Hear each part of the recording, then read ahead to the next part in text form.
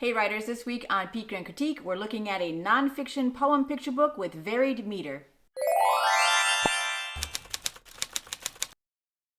Hello writers, I'm Renee Latulippe with the Lyrical Language Lab, the place for children's writers to learn all they need to know about rhyme, meter, and lyrical language. In today's Peek and Critique session, I'm looking at one of my favorite things ever, a poem picture book. If you're not sure what a poem picture book is, do take a look at the video I made all about poem picture books to find out, because they are really such a wonderful, wonderful format for picture books. This one in particular is interesting because not only is it a poem picture book, it's also a cumulative rhyme, and it's nonfiction, and it uses varied meter. So there's a whole lot of stuff going on in this. And of course, be sure to stay tuned until the end for this week's writing prompt. So without further ado, let's take a look at this week's sample. This week's sample was sent in by Rebecca Chester, and it is called I Am the Earth. And she says it's the first 5 stanzas. And she also says the form is poem picture book, a cumulative poem, though the repetitive lines are not always repeated exactly. So that's something to look out for.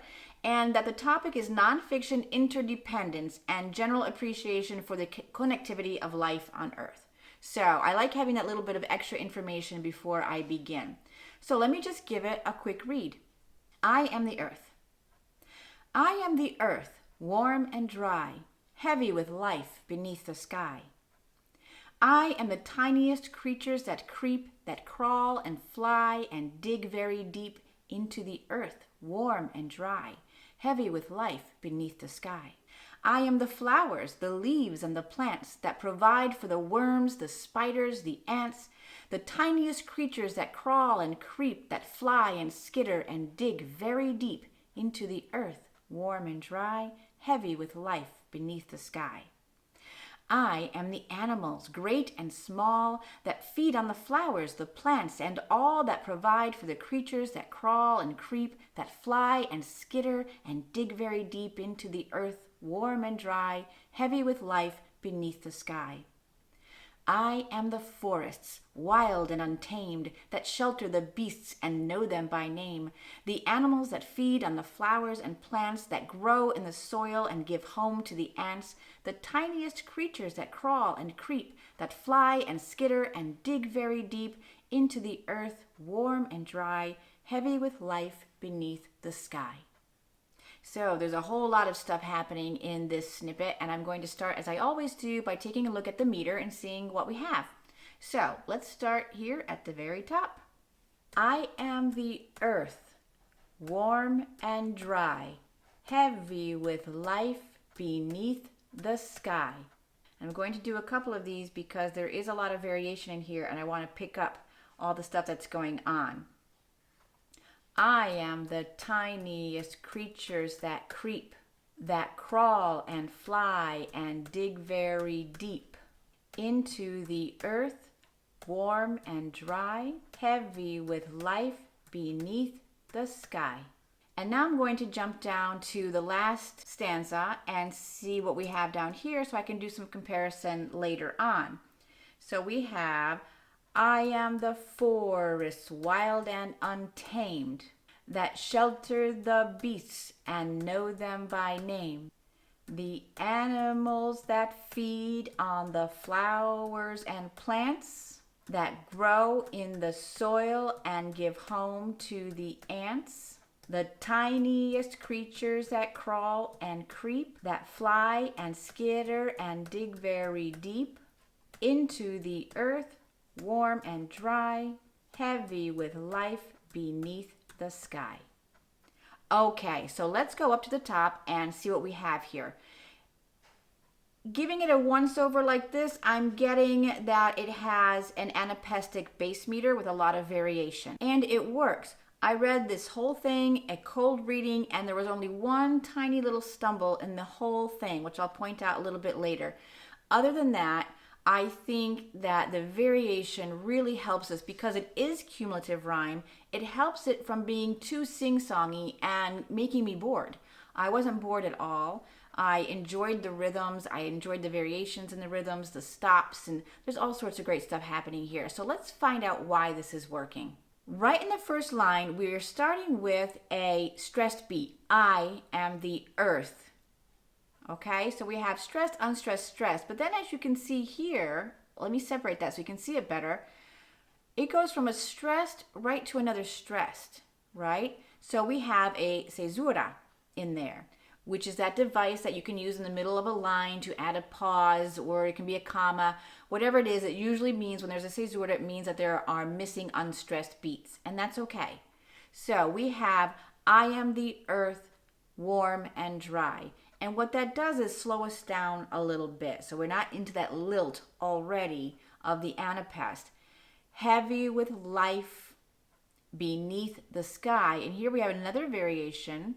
It's almost the same as the first line, but not quite, because there is one unstressed beat there. So it's another cesura, because one unstressed beat of the anapest is missing.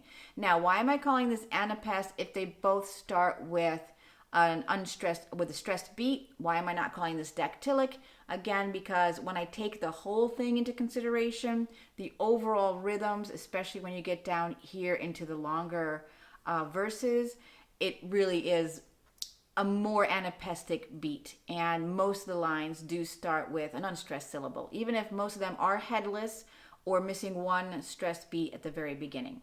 So that's why I've decided that this is probably a base meter of anapest.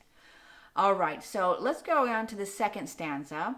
I am the tiniest creatures that creep. Now we're starting to get into our more regular anapestic meter, even though we're starting with that stressed beat. So we have a headless foot, which means there are no unstressed beats before this first stressed beat.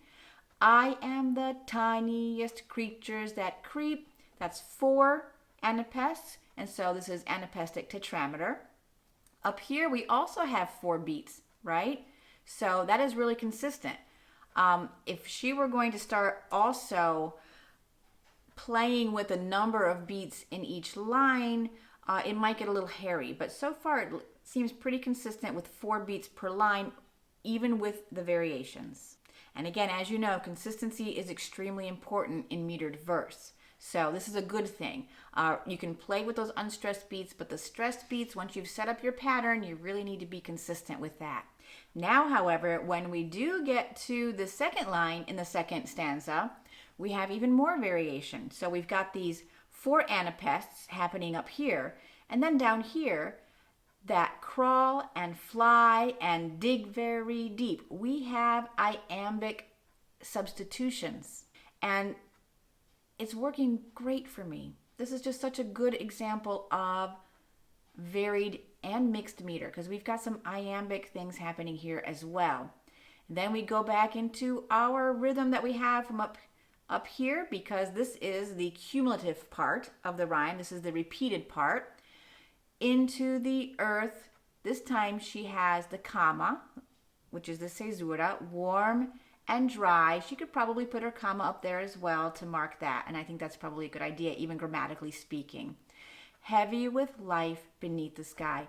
And so these 2 lines, of course, are going to match the lines up here because it's the repetition. So she hasn't messed with her rhythms there. She's kept it the same, and we've now come to expect that this is a cumulative rhyme, and that those lines are going to be repeated, and we already know how to say them. So all is good so far. I am the flowers, the leaves, and the plants. The same. I am the tiniest creatures that creep. It's the same as this. That provide for the worms, the spiders, the ants. Here we have some more variation, because I don't think this is the same as line 2 up here, but yet it's still working. So let's just look at this one. That provide for the worms, the spiders, and ants. Okay, we have another cesura in here, and she's marked it off with the comma right after the worms. All right, and again, this is okay. It's not exactly the same as here where we had some iambic substitutions. We're back into our anapests. But now we're going down here, the tiniest creatures that crawl and creep. And we've got a little variation there. The tiniest creatures that crawl and creep. We've got a missing stressed beat there. I am the tiniest creatures that creep. So this is a repetition, but although it's repetition, she's changed it just ever so slightly so it doesn't have the exact same meter as the first time we get the creatures that creep. She's changed it up a little bit. I personally think this is a really good strategy because cumulative rhymes can just get really repetitive. I mean, that's the nature of the beast. And these little variations keep me interested and keep me going without making me stumble. So I think that's quite a feat that Rebecca has managed to do here. All right, as long as we're here, let's just do this because there's a lot of variation. We might as well look at it. That fly and skitter and dig very deep. Iambic substitutions, a couple of anapaests, but you'll notice we've still got 4 stressed beats per line. That doesn't change. Into the earth, warm and dry. We don't need to look at those again. I am the animals, great and small. Once again, we've got the caesura, and she gives us the comma, and you can see it right there. Okay, missing unstressed beat in that foot. Then I think we're pretty consistent. That feed on the flowers, the plants, and all. Nope, we've got that same thing happening there. Little missing beat. That provide for the creatures that crawl and creep. Same here. So this whole stanza, so far, the first 3 lines, we've got that last foot that's a little bit truncated, right? That fly and skitter and dig very deep. And of course, we have the repetitions. Into the earth, warm and dry, heavy with life beneath the sky. And those are always the same. So as you can see, almost every line in every stanza is just the tiniest bit different from all the others. And that is okay because she's only playing with the unstressed beats. All right, she's leaving the stressed beats alone. There are 4 beats in every single line. That's what really needs to be consistent, and that's why it's working. And these little tweaks to the repeated lines can really help to keep it fresh. Okay, meter aside, Rebecca, I'm just going to say keep doing what you're doing. I think it's working beautifully. So let's see what else we have going on here. Besides the varied meter, what else keeps my interest up is simply the word choice. She has so many wonderful verbs in here. There's nothing mundane happening. We've got this nice, just warm feeling with the warm and dry. I love the heavy with life, but it doesn't feel heavy. It still feels light. It's warm, it's dry. I'm beneath the sky. It's this wonderful, expansive image. And then we get to the tiniest creatures. We've got creeping and crawling and flying and the digging very deep. The flowers that are providing for the worms and the tiniest creatures. We've got the animals that are feeding, and then we've got the skittering and the flying.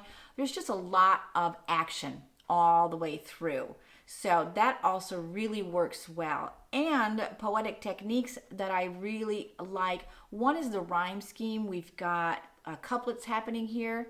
So we've got dry sky, creep deep, dry sky again, of course, because it's repeated, plants, ants, creep deep, small, all, creep deep, and then just such a nice rhythm to it.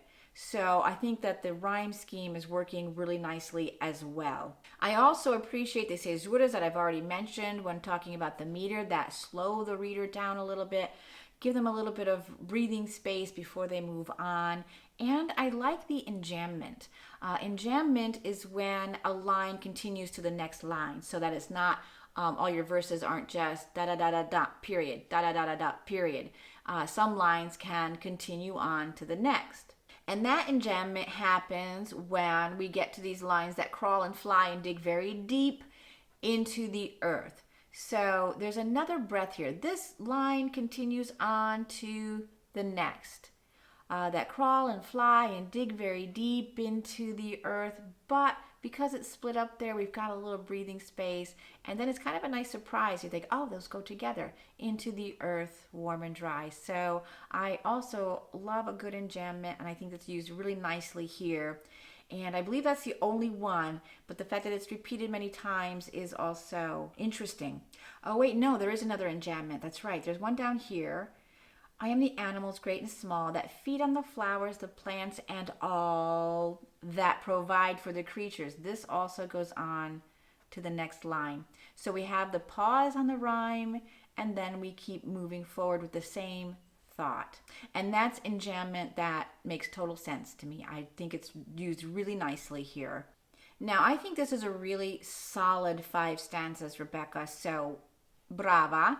Only two little things stood out for me, and both are in the last stanza here, in the fifth stanza. I am the forests, wild and untamed. And I had a bit of a problem with the meter there. That's the only spot. I am the forest, wild and untamed. If I say it like that, I'm doing okay, but sometimes wild can be two syllables, in which case it could be a little off. I am the forest, wild and untamed. And that might throw some people. I do tend to pronounce things like wild and fire with two syllables, and so this one stopped me a little bit. So since they are similar words, it wouldn't hurt to change one of them and see what else you can come up with. Possibly, I would probably change wild and leave untamed as it is, because I do like that a lot. Untamed and name, we do have a little bit of a slant rhyme. I think it's totally fine. I don't have any trouble with that.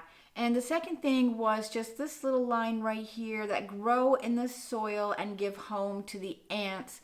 Give home, that phrase isn't really exciting me too much. I'm wondering if there's another way that you could phrase that. It's a tiny little nitpick though, so don't worry too much if you can't find something else. And the fifth stanza also has my favorite line in the whole thing, which is, I am the forests, wild and untamed, that shelter the beasts and know them by name. I love the idea that the forest knows the beasts by name. And that brings me to the other thing I really like about this. Can you tell I like this snippet? And that is that it's written in first person. So that makes this one big mask poem. And that adds a whole other emotional layer. And it also gives you more room, I think, to be creative than third person sometimes does. So that is just an extra point of interest for me for this snippet.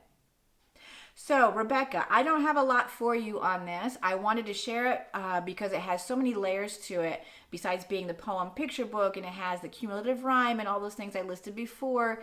There's just a lot of good things happening here. So just keep going the way you're going. I think that it all works, and I really enjoyed reading it. It's fun to read aloud. Of course, that is our primary purpose, right, is to write engaging material that people want to read aloud over and over again. And I think that you are on a very good road to doing just that. So thank you so much for sending this in. So that brings us to today's writing prompt, which of course is going to be a mask poem. It's one of my absolute favorite forms of poetry. So your task is to put yourselves in the shoes of something and give us a poem that speaks from that something's point of view. Once you've chosen your something, think about all of its desires, fears, and emotions, and start writing. Thanks for joining me for another peek and critique. If you'd like to submit your own writing, you may do so at the link I provided in the description below. And if you're new here, do consider subscribing and hitting that little notification bell so you don't miss any future videos. And thanks again, and we'll see you next time. Ciao for now.